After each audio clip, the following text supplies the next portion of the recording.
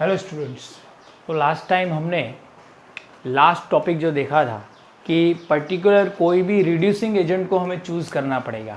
अगर हमें metal oxide में से मेटल को और मेटल को मतलब कि एक्सट्रैक्ट करना है तो ठीक है, क्योंकि हाई टेम्परेचर पे ही डेल्टा जी जो है वो नेगेटिव मिलती है, लेकिन उतना टेम्परेचर जो है वो अर्थ पे हमें अचीव करना हो तो बहुत सारी प्रॉब्लम्स आ सकती है। तो इससे अच्छा है कि आप थोड़ी टेक्निक लगा के रिड्यूसिंग एजेंट जो है उसको यूज़ कर लो। लेकिन कौन से टेम्परेचर का कौन सा रिड्यूसिंग एजेंट जो है उसको यूज़ करना है वो कैसे पता चलेगा? तो उसके लिए एक टेक्निक जो मैंने लास्ट वीडियो में बताई थी कि एलिंगम डायग्राम जो है उसको हमें यूज़ करना है। मतलब कि ये एक ग्राफ है, ठीक है, यहाँ पे मैं लिख लेता हूँ। It is a graph of delta G versus temperature. क्योंकि अब सीधी सी बात है कि कौन से टेम्परेचर पे किसकी डेल्टा जी जो है वो उसके हिसाब से हम लेंगे। मतलब आपने लास्ट लेक्चर में 600 केल्विन के टेम्परेचर पे दो डेल्टा जी देखी थी। एक की थी मेटल ऑक्साइड की वाली, वो थी पॉजिटिव 400 आई थिंक, और कार्बन डाइऑक्साइड की थी प्लस 600। तो उसको मैंने क्या किया था, उल्टा दिया था, ठीक है। तो टेम्परेचर जो है वो सेम टेम्परेचर पे किसकी ज़्यादा होगी, ठीक है, डेल्टा जी, उसके हिसाब से हम लेंगे, ठीक है। तो इसी वजह से यहाँ पे गिब्स एनर्जी वर्सेस टेम्परेचर का ग्राफ होगा, ओके। और वो किसके लिए होगा, पहला पॉइंट ये लिख लेता हूँ, दूसरा पॉइंट यहाँ पे लिख लेता हूँ। It shows the delta G value for particular temperature for formation of metal oxide। ये ग्राफ हमें क्या दिखाएगा, एलिंगम डायग्राम क्या दिखाएगा, मेटल के साथ जब हम ऑक्सीजन मिक्स करेंगे, जो इजीली प्रोसेस है, इजी प्रोसेस है, तो क्या मिल जाएगा, मेटल ऑक्साइड मिलेगा। और उसकी जो डेल्टा जी की वैल्यू होगी वो हमें ये पर्टिकुलर टेम्परेचर पे दिखाएगा, ठीक है। और वो जो वैल्यू आएगी वो यहाँ पे आएगी। इतना क्लियर हुआ, समझ में आया? ओके। तो यहाँ पे ग्राफ में प्लॉट करता हूँ, हाँ, यहाँ से सीधा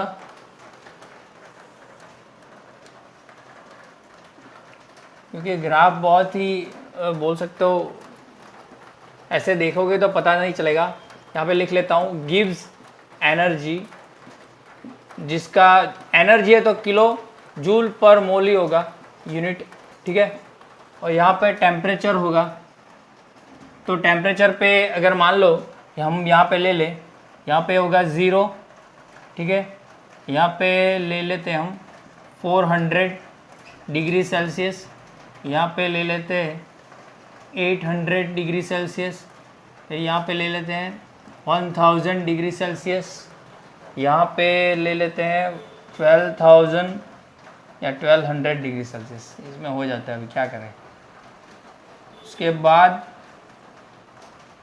1400 डिग्री सेल्सियस चलेगा, इतना ज़रूरत नहीं है।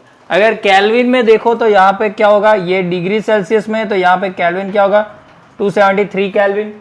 यहाँ पे क्या हो जाएगा, 673 केल्विन। 273 ऐड कर दो इसमें, यहाँ पे नीचे लिख लेता हूँ मैं टेम्परेचर, ठीक है।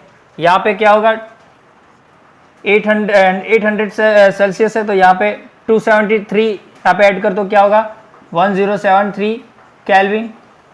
यहाँ पे क्या हो जाएगा 1273 केल्विन, ठीक है। फिर यहाँ पे 1473 केल्विन, और यहाँ पे क्या होगा 1673 केल्विन, ठीक है ना, बराबर है ना। 14, ठीक है। ज़्यादा बड़ा लेना हो तो ले सकते हो, पर चलेगा। 400 लिया है ना, उसके बाद 800 लिया हमने, यहाँ पे 12 लेना पड़ेगा, क्योंकि यहाँ पे डिफरेंस हमने वैसा ही रखा है ना।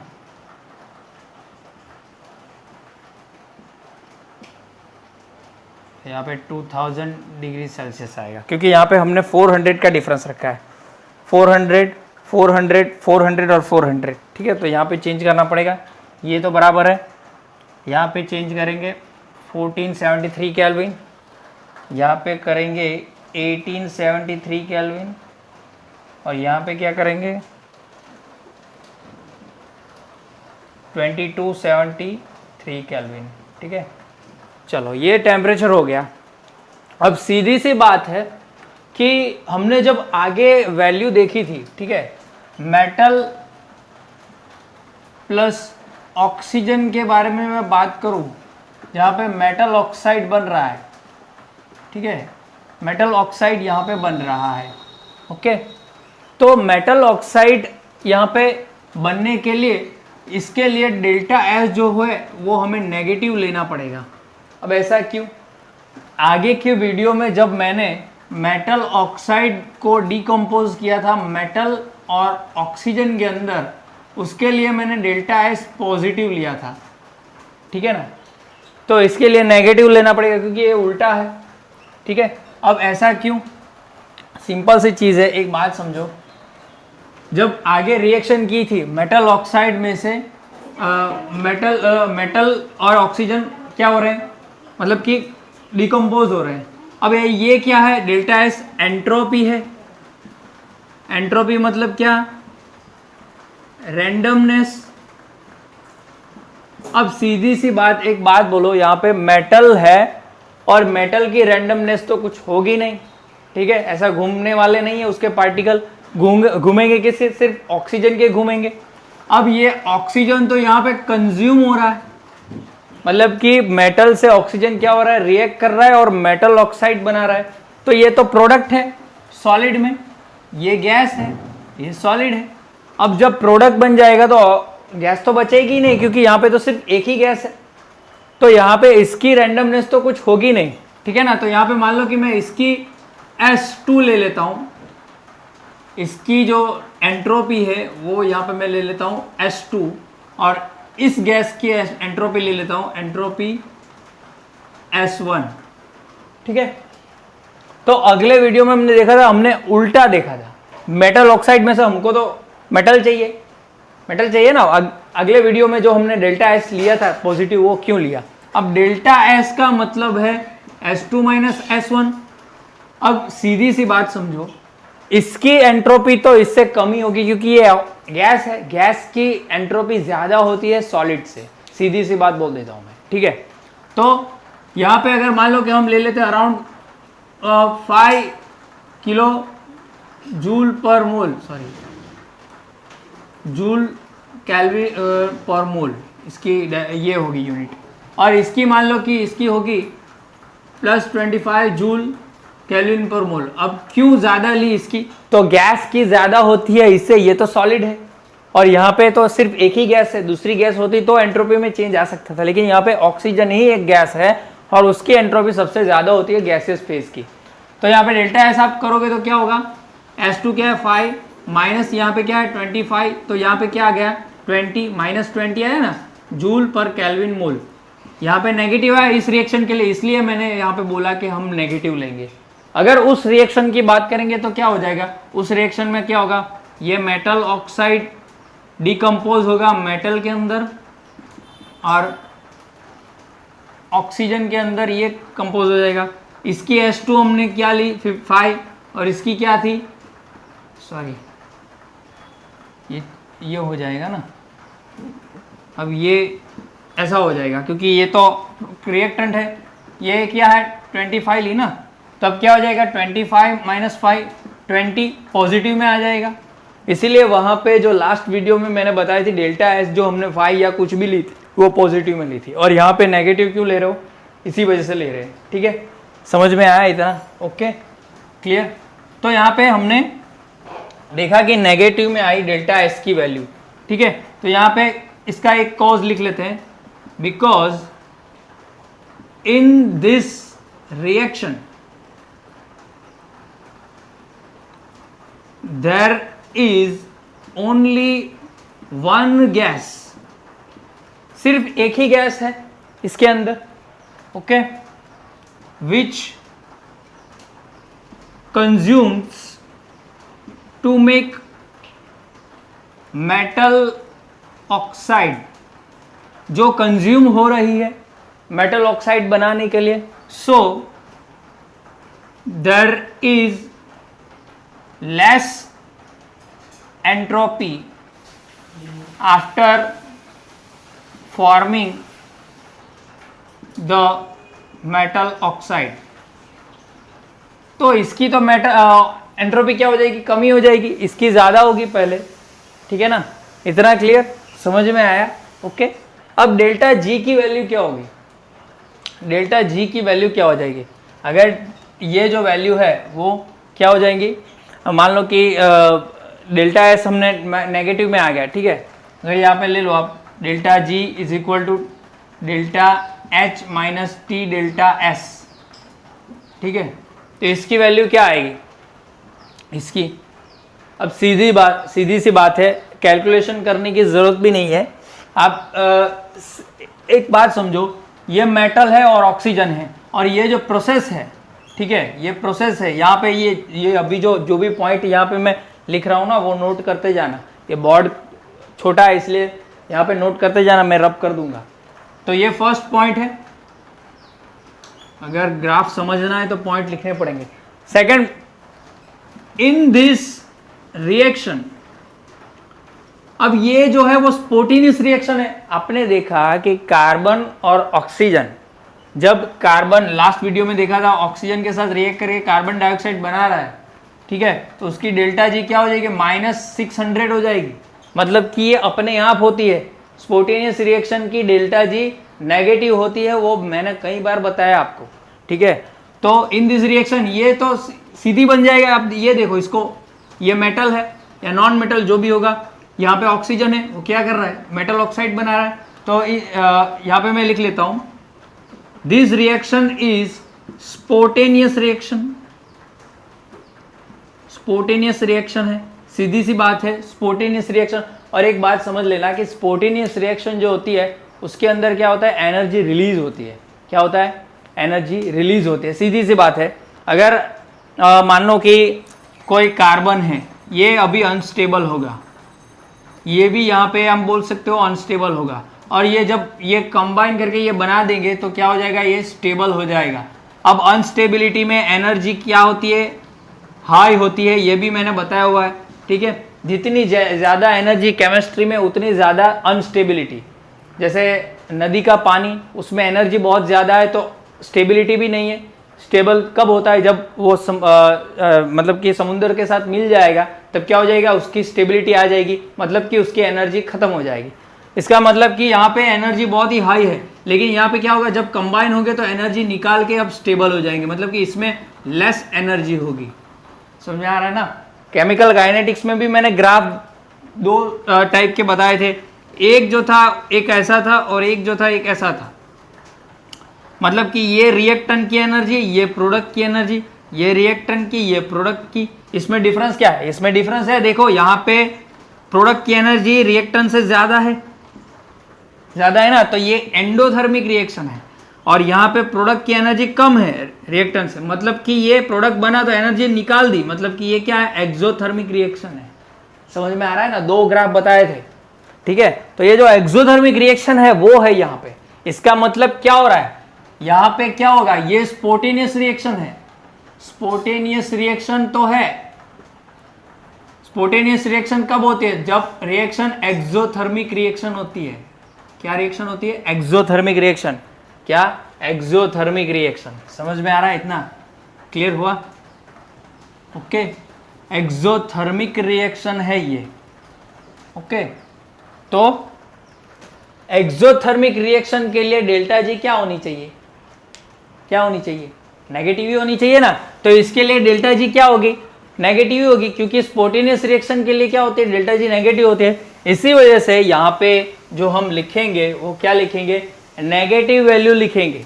कैसे नेगेटिव वैल्यू लिखेंगे, यहाँ पे देखो 12,000, 11,000, -1,000, -900, -800, minus 700 minus 600 minus 500 minus 400 minus 300 minus 200 minus 100, फिर 0 आ जाएगा, फिर 100 मतलब कि पॉजिटिव पे चला जाएगा। समझ रहे हो ना बात को कि कैसे हमने यहाँ पे नेगेटिव वैल्यू दिखी, क्योंकि यहाँ पे स्पोटेनियस रिएक्शन की बात होने वाली है। कौन सी स्पोटेनियस? मेटल प्लस ऑक्सीजन जो मेटल ऑक्साइड बनाएंगे, ये स्पोटेनियस प्रोसेस है। इसकी डेल्टा जी नेगेटिव होती है। क्यों नेगेटिव होती है? अगर ये वैल्यू आप रख दोगे ना तो भी पता चल जाएगा, इसकी नेगेटिव वैल्यू होगी। समझ में आ रहा है ना? इतना क्लियर हुआ? Okay clear. तो इतने पॉइंट्स जो है वो नोट करो, ठीक है। ये रिएक्शन एक्सोथर्मिक रिएक्शन है और सिंपली सी चीज है, एक्सोथर्मिक रिएक्शन जो है वो ऑलवेज स्पोटेनियस रिएक्शन ही होती है। समझ में आ रहा है ना? इंडोथर्मिक रिएक्शन क्यों इंडोथर्मिक है? क्योंकि उसको एनर्जी देनी पड़ती है हमको। समझ में आ रहा है ना? एनर्जी हमें देनी पड़ेगी तो वो एनर्जी लेगा, तब जाके रिएक्टेंट की एनर्जी जो कम है वो जाके प्रोडक्ट बनाएगा जिसकी एनर्जी ज्यादा होगी। समझ में आ रहा है? तो इतना नोट करो तो आगे चलते हैं। नोट करो। चलो अब दूसरे पॉइंट की बात करते हैं हम। तो यहाँ पे मैंने ग्राफ ड्रॉ किया हुआ है, ठीक है। नेगेटिव आपको समझाया कि क्यों यहाँ पे नेगेटिव आया है। ग्राफ यहाँ पे प्लॉट किया हुआ है मैंने समझाने के लिए। तो सेकंड पॉइंट यहाँ पे क्या है वो देख लेते हैं। सेकंड पॉइंट क्या बनेगा जो मेन है इस ग्राफ को समझने के लिए, ठीक है। हम यहाँ पे रिएक्शन कौन सी देख रहे हैं? सभी रिएक्शन आप देखोगे तो मेटल ऑक्साइड बना रही है। हम जो करने वाले हैं उसका उल्टा है ये। क्यों? क्योंकि बाई कपलिंग हम कपल करके क्या करेंगे, नेगेटिव जो वैल्यू आएगी डेल्टा जी की, वो उसका जो नेट डेल्टा जी की वैल्यू आनी चाहिए वो नेगेटिव आनी चाहिए, ठीक है। तो ये सबकी जो डेल्टा जी होगी वो क्या होगी वो देख लेते हैं। अब ये ग्राफ जो है वो इसके लिए मेटल प्लस ऑक्सीजन, वो जो मेटल ऑक्साइड बना रहा है उसके लिए, सीधी सी बात है। तो हमने अगर मान लो यहाँ पे एक एग्जाम्पल मैं दिखा रहा हूँ, एक एग्जाम्पल दिखा रहा हूँ कि इसकी एंट्रोपी हमने आगे कितनी ली थी, डेल्टा एस इसकी ली थी हमने, क्या आई थी इसकी डेल्टा एस आई थी 25 और हाँ माइनस आई थी ना 20 जूल पर केल्विन मोल, ये आई थी, ठीक है। डेल्टा एच में ले लेता हूँ अराउंड 50,000 किलो जूल पर मोल, ठीक है। और टेम्परेचर में ले लेता हूँ 300 केल्विन टेम्परेचर, ये टेम्परेचर ले लेता हूँ मैं, ठीक है। ये तो यहाँ पे क्या होगा, डेल्टा जी की value delta H minus T delta S, तो क्या हो जाएगा 50,000, एक काम कर लो छोटी ले लेते हैं 30,000 ले लेते हैं। टी कितना है 300 इंटू डेल्टा एस कितना है -20, ये नेगेटिव है ना, तो क्या हो जाएगा 30,000 और ये माइनस माइनस प्लस हो जाएगा। तो क्वेश्चन देखना पड़ेगा, प्रॉब्लम तो नहीं है ना। तो यहाँ पे क्या होगा, हाँ एक दूसरी बात, यहाँ पे डेल्टा एच नेगेटिव होगी। क्यों? क्योंकि एनर्जी रिलीज कर रहा है ना, तो ये सिस्टम में से बाहर जाएगी तो ये नेगेटिव होगी, ठीक है। तो ये क्या होगा 6,000, तो क्या हो जाएगा -24,000 हो जाएगा डेल्टा जी की वैल्यू, ठीक है। 300 केल्विन पे मतलब कि इस टेम्परेचर पे जो वैल्यू आएगी -24,000 आएगी, ठीक है। मतलब कि यहाँ पे मैं लिख लेता हूँ डेल्टा जी, यहाँ पे T is equal to 300 kelvin, delta G is equal to -24,000 kilo joule per mole, लिखना हो तो लिख सकते हो। अब यहाँ पे मेन चीज़ मैं क्या समझाने वाला हूँ, जो आगे भी समझाइए कि ये जो है वो तो चेंज नहीं होगा क्योंकि रिएक्शन यही है, इसमें कुछ करने वाले नहीं है। तो डेल्टा एच ये भी कांस्टेंट होगा, ये भी कांस्टेंट होगा, तो चेंज क्या होगा, सिर्फ we can change temperature only. क्या कर सकते हो, हम सिर्फ टेम्परेचर ही चेंज कर सकते हैं क्योंकि डेल्टा एस जो है रिएक्शन यही है, ठीक है। जैसे हमने आगे देखी थी इसमें भी रिएक्शन यही है, तो डेल्टा एस भी कुछ बदलने वाला नहीं है क्योंकि कोई दूसरा गैस है ही नहीं, और डेल्टा एच भी एक्सोथर्मिक एक ही प्रोडक्ट बन रहा है ना, तो ये फॉर्मेशन एक ही प्रोडक्ट हो रहा है, तो डेल्टा एच में भी कोई डिफरेंस आने वाला नहीं है। तो सिर्फ हम टेम्परेचर ही यहाँ पे चेंज कर सकते हैं, ठीक है। तो अगर मान लो कि टेम्परेचर हमने 600 कर दिया, क्या हो जाएगा 12,000। ओके, तो यहाँ पे क्या हो जाएगा -18,000। मतलब कि टेम्परेचर अगर हमने डबल कर दिया तो देखो कितना आ गया, -18,000 आ गया। ठीक है, अब एक काम करो, टेम्परेचर ले लो,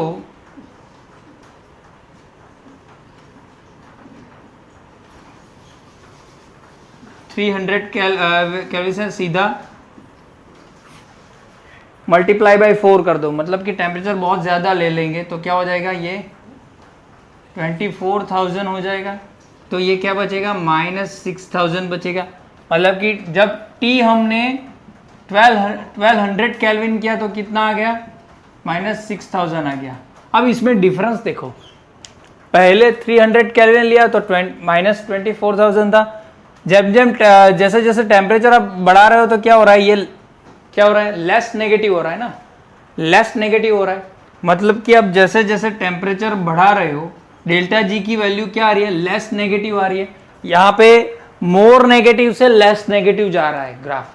अगर मैं थोड़ा टेम्परेचर ज्यादा ले लूंगा तो ये 0 के एकदम नजदीक आ जाएगा। मतलब कि टेम्परेचर जब मैं ज्यादा ले लूंगा तो डेल्टा जी की वैल्यू यहाँ तक आ जाएगी, -6,000 तक तो आ गई, अभी यहाँ तक नियरली आ जाएगी। समझ में आ रहा है क्या बोल रहा हूँ मैं, समझ में आ रहा? अगर मैं यहाँ पे टेम्परेचर ज़्यादा ले लूँगा, मान लो कि यहाँ पे मैं ले लेता हूँ 15 केल्विन, तो यहाँ पे क्या हो जाएगा 30,000। तो ये वैल्यू क्या आ गई, 0 आ गई। मतलब कि ये डेल्टा जी की वैल्यू इस पे आ गई। कौन से टेम्परेचर पे हमने कौन सा कितना लिया था, ये टेम्परेचर, मतलब कि इस पे क्या आ गई, ये 0 आ गई। समझ में आ रहा है ना? कोई भी एग्जांपल आप उठा के ले लोगे तो भी चलेगा। यार हम अगर मान लो कि ये Zn वाला ले तो भी चलेगा। तो ये टेम्परेचर पे अगर इसकी वैल्यू डेल्टा जी की वैल्यू ये होगी तो ऐसे करके।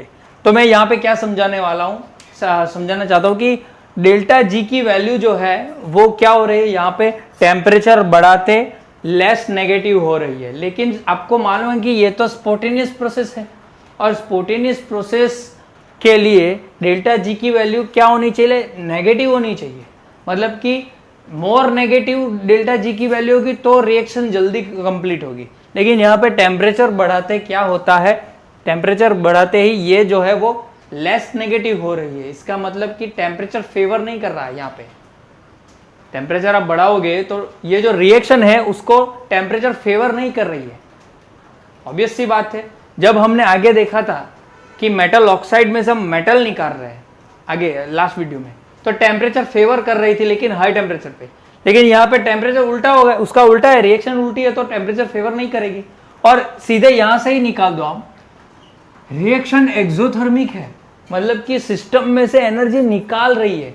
तो उसको अगर आप टेम्परेचर दोगे तो वो रिएक्शन थोड़ी करेगी आगे, वो रिएक्शन तब प्रोसीड करेगी जब टेम्परेचर निकल जाएगा। एक्सोथर्मिक रिएक्शन किसे बोलते हैं आप, कि टेम्परेचर निकल जाए। लेकिन आप तो जबरदस्ती उसको टेम्परेचर दे रहे हो, टेम्परेचर इंक्रीज करके, तो रिएक्शन जो प्रोसीड होगी नहीं होगी। मतलब कि स्पॉन्टेनियस प्रोसेस जो है वो कम टेम्परेचर पे जल्दी फास्टर ही कंप्लीट होगी। स्पॉन्टेनियस प्रोसेस जो है वो क्या है, एक्सोथर्मिक रिएक्शन है, ये भी एक्सोथर्मिक रिएक्शन है, तो कम टेम्परेचर पे ही होती है। समझ में आ रहा है ना? तो यहाँ पे इसी वजह से ये जो वैल्यू मिल रही है वो क्या मिल रही है, पॉजिटिव मिल रही है। ये स्लोप कैसा मिल रहा है, पॉजिटिव। क्यों, आपको मालूम, आपने ये भी पढ़ा हुआ है delta G is equal to -RT ln K, ये भी मैंने बताया हुआ है, इसमें पढ़ा था। ये वैल्यू यहाँ पे माइनस नेगेटिव यहाँ पे लगाया हुआ है, तो ये K जो है वो पॉजिटिव होना चाहिए। ये पॉजिटिव होगा तभी डेल्टा जी की वैल्यू क्या मिलेगी, नेगेटिव। क्योंकि यहाँ पे नेगेटिव आ जाएगा तो नेगेटिव नेगेटिव क्या हो जाएगा, पॉजिटिव हो जाएगा। इसलिए डेल्टा जी की वैल्यू कब नेगेटिव आएगी, जब ये पॉजिटिव होगा। और ये क्या है, के क्या है, स्लोप की स्लोप है, स्लोप की वैल्यू है ना, स्लोप की वैल्यू हम फाइंड करते थे। ठीक है, तो इसी वजह से ये जो स्लोप है वो पॉजिटिव आ रहा है। ठीक है, पॉजिटिव आ रहा है। समझ में आया, ये क्लियर हुआ इतना? ओके, तो यहाँ पे एक पॉइंट लिख लेते हैं। ठीक है, इतना समझाने में बहुत ही टाइम गया कि क्यों पॉजिटिव आ रहा है। और ये जो रिएक्शन है वो क्या कर रही है कि जैसे टेम्परेचर आप इंक्रीज करोगे तो क्या हो रहा है, रिएक्शन जो है वो फेवर नहीं करेगी, रिएक्शन नहीं होगी, स्लो हो जाएगी या बंद हो जाएगी।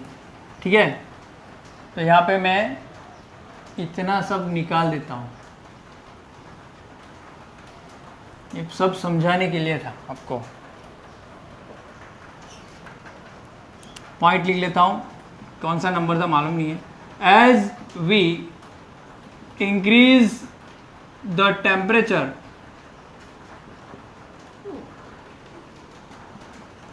the delta G value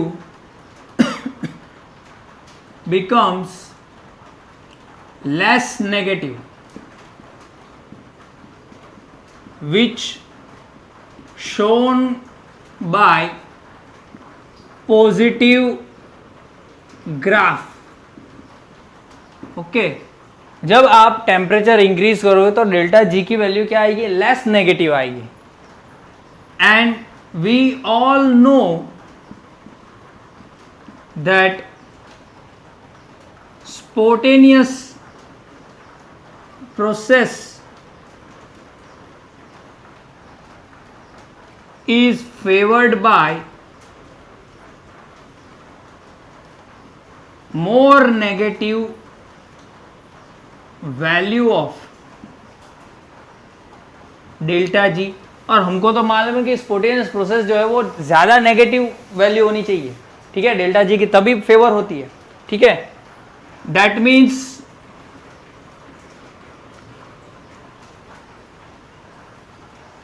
these reactions favored by less temperature, मतलब कि डिक्रीज टेम्परेचर डिक्रीज पे ये सब रिएक्शन करेंगे। और पॉजिटिव डेविएशन क्यों आ रहा है यहाँ पे ग्राफ का, वो भी मैंने आपको बता दिया। क्लियर हुआ, समझ में आया? ओके, बुक्स में बहुत सारे ये से लिखा हुआ है। ठीक है, तो वो उससे भी लिख सकते हो, ऐसा कुछ नहीं है, हम हमारे हिसाब से समझा रहे हैं। इतना क्लियर हुआ? ओके, ये क्लियर आउट हो गया। मतलब कि ये सभी जो रिएक्शन है, ये सभी जो रिएक्शन है, ओके, वो इसका जो ग्राफ है वो पॉजिटिव क्यों आ रहा है, because of increase of temperature. Okay, तो पॉजिटिव डेविएशन दिखाएगा डेल्टा जी की वैल्यू का। समझ में आ रहा है? अगर टेम्परेचर कम होगा तो मोर नेगेटिव दिखाएगा, लेकिन डेल्टा जी की अगर टेम्परेचर इंक्रीज करोगे तो पॉजिटिव डेविएशन दिखाएगा। Okay, clear?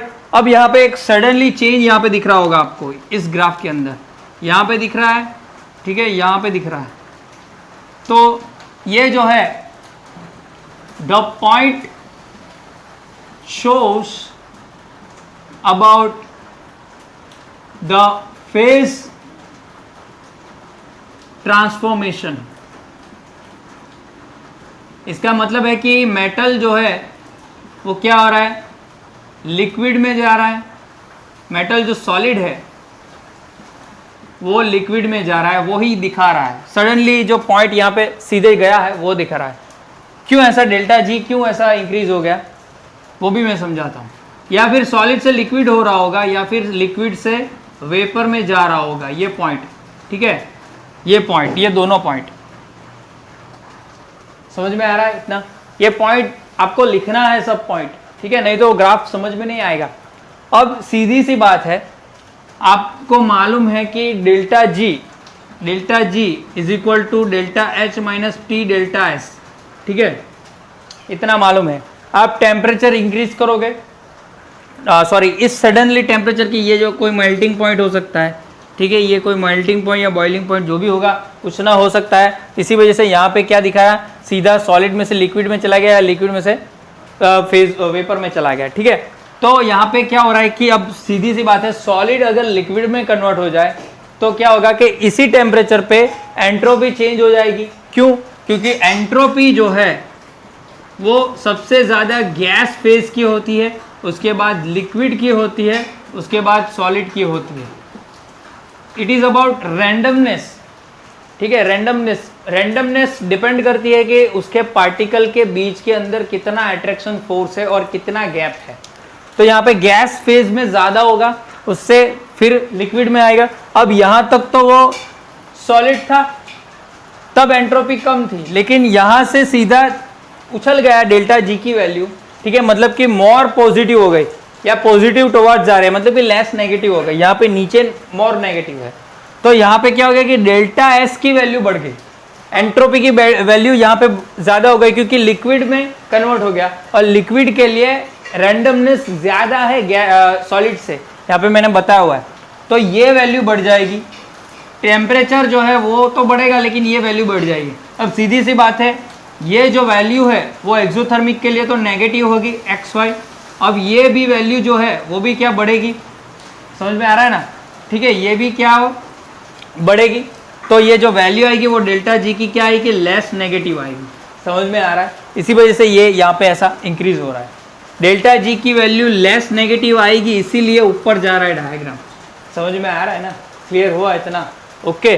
थोड़ा एक दो बार और वीडियो देखोगे तो ज़्यादा समझ में आ जाएगा कि मैं क्या समझाने यहाँ पे क्या समझा रहा हूँ, ठीक है। तो ये सभी पॉइंट जो है वो लिखना है आपको, पॉइंट्स नोट डाउन करने, क्योंकि इस वीडियो में अभी तक पता चल जाएगा लेकिन बाद में फिर आप वापस से भूल जाओगे। इस ग्राफ को रटना नहीं है, इस ग्राफ को समझना है, ओके क्लियर। इतने पॉइंट नोट डाउन करो फिर आगे चलते हैं।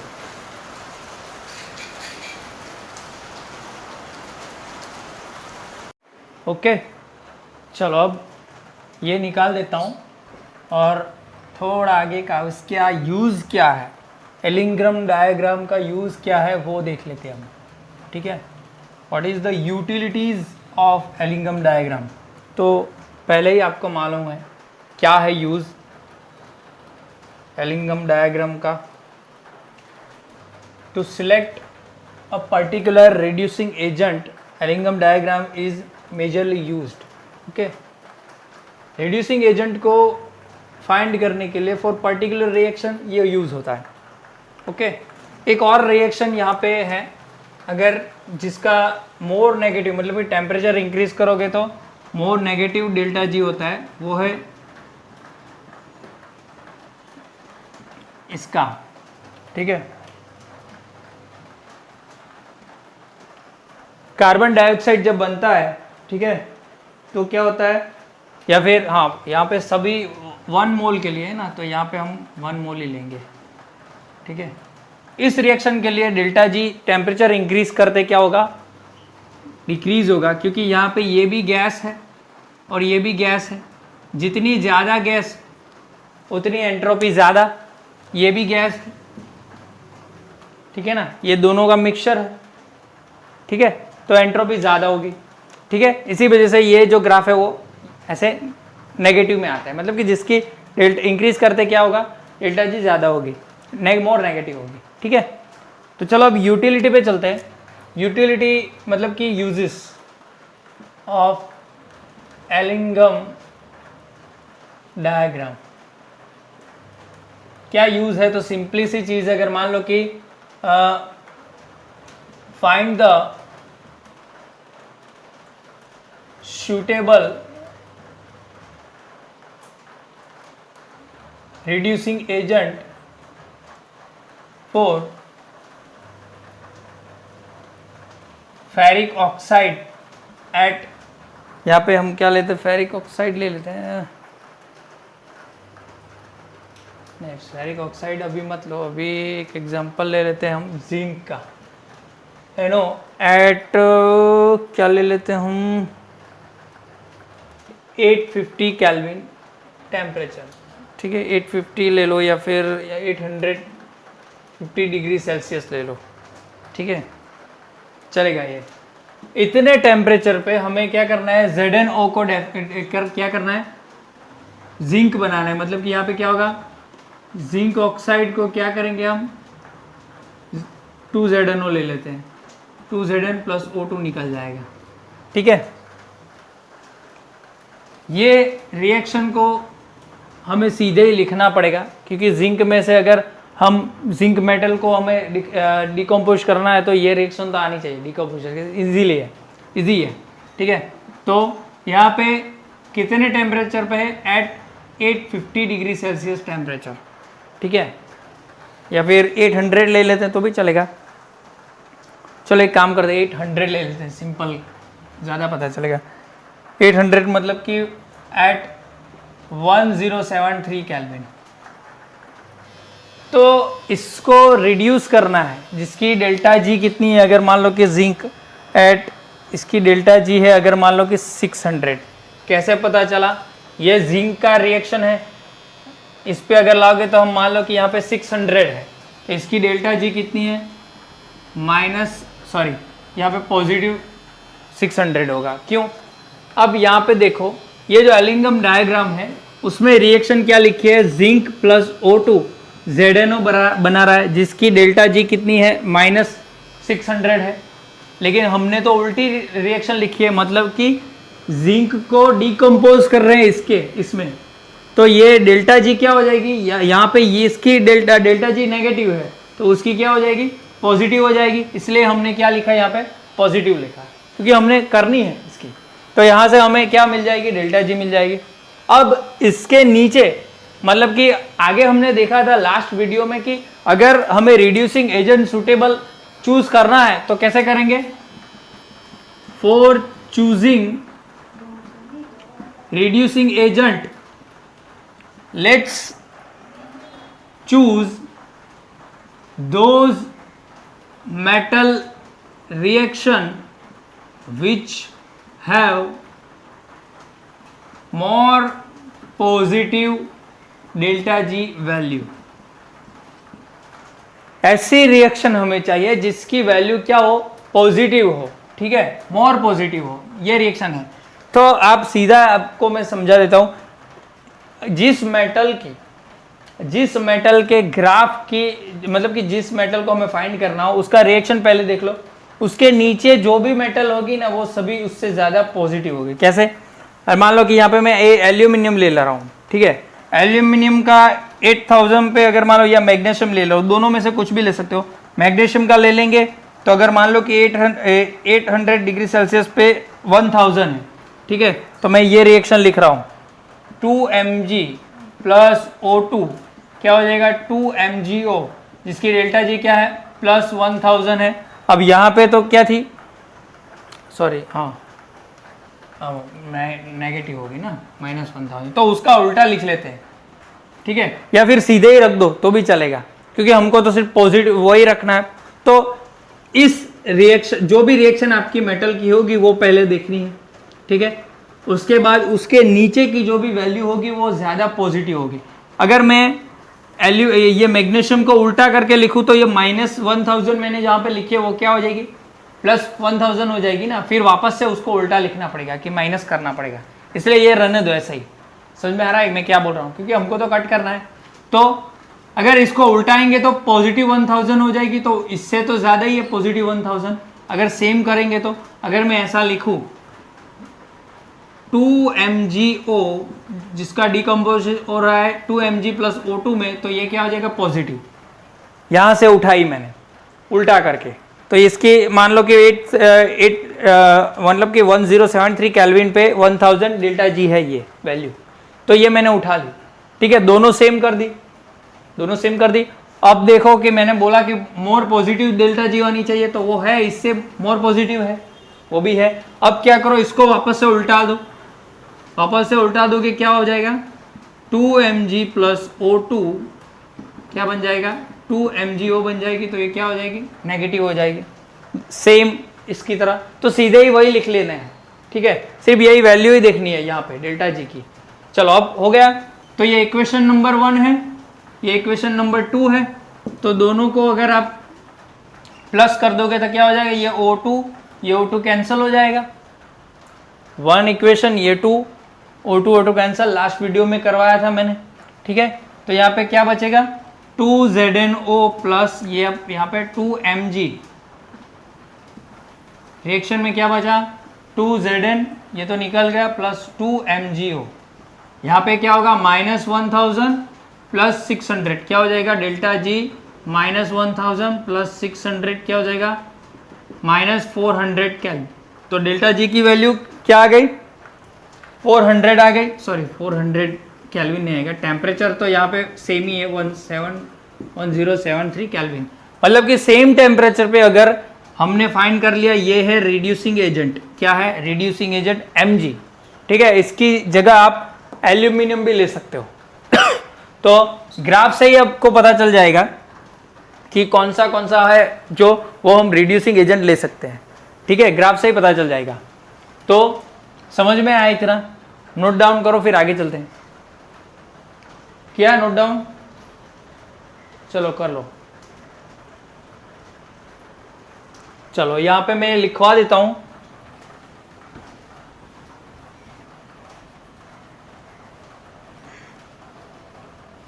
The line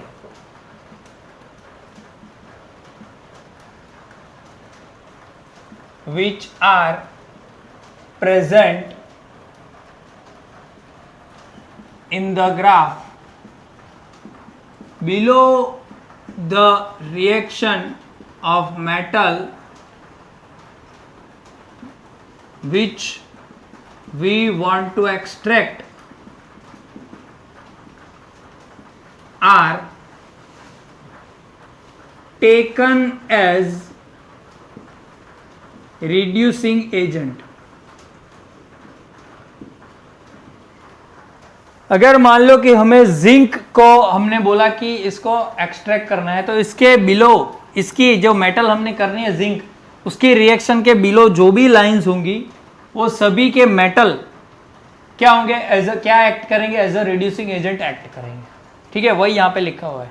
the lines which are present in the graph below the reaction of metal which we want to extract, हमें जो मेटल करनी है एक्सट्रैक्ट, उसके रिएक्शन के नीचे वाली जो भी लाइंस है ग्राफ के अंदर, वो सभी लाइंस के जो भी मतलब कि ये होंगे, ठीक है, वो कैसे एक्ट करेंगे? Lines which are present in the graph below the reaction of metal which we want to extract are taken as reducing agent. चलेगा, ये समझने के लिए की बात है। ठीक है, ओके, समझ में आया? अब यहां पे देखो कि ये इंटरेक्शन हो गया, यहां पे ये क्या हो गया? Interaction. At this point the rule is change, मतलब कि ये टेम्परेचर मान लो कि ये जो है वो 1200 ही मान लो तो ज़्यादा अच्छा लगेगा, समझ में आएगा।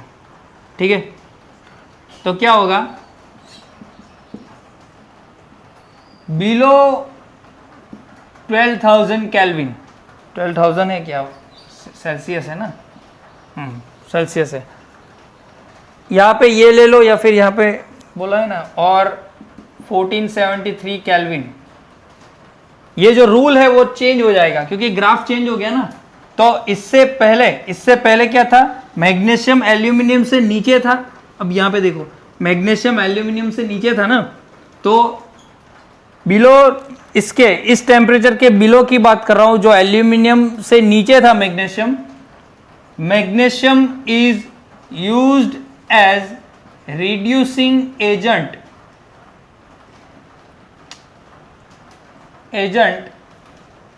टू एक्सट्रैक्ट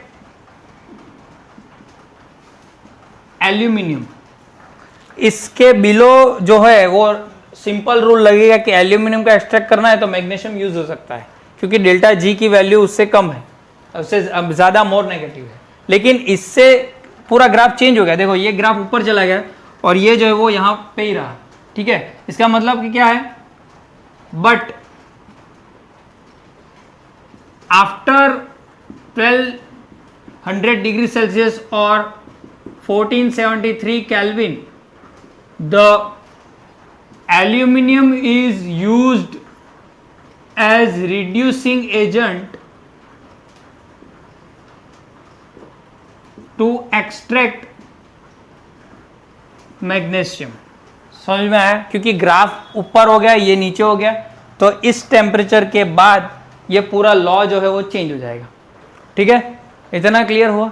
समझ में आया? ओके, तो नोट डाउन करो, फिर आगे चलते हैं।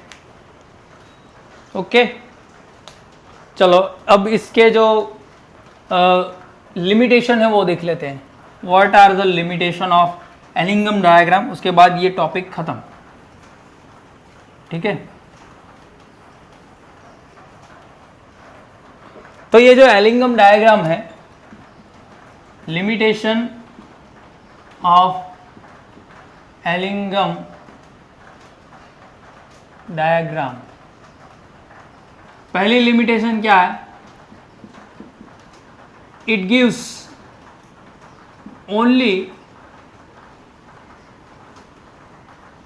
suitable reducing agent for reduction reaction, या रिएक्शन लिख लो, फॉर रिएक्शन, ठीक है। वो सिर्फ क्या देगा, रिड्यूसिंग एजेंट देगा, but it can't show kinetics of that particular